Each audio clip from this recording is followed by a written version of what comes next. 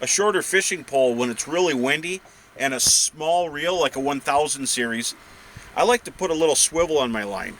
Most of the time in tournaments, whether it's a bass tournament, walleye tournament, I like to do a uni knot or a blood knot and attach the fluorocarbon to the braid, because I have braid on every rod in the summertime. Totally opposite in winter.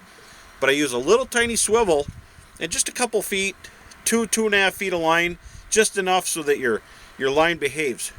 Braid tends to wrap around jigs and tangle, whether you're using jigs or if you're throwing puppet minnows, jigging wraps, whatever you're throwing, it tends to wrap. So I like to put a little fluorocarbon leader.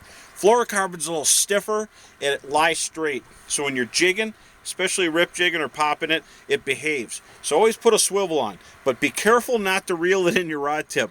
That could damage your rod tip, but you can find really tiny swivels. Here's a size 14.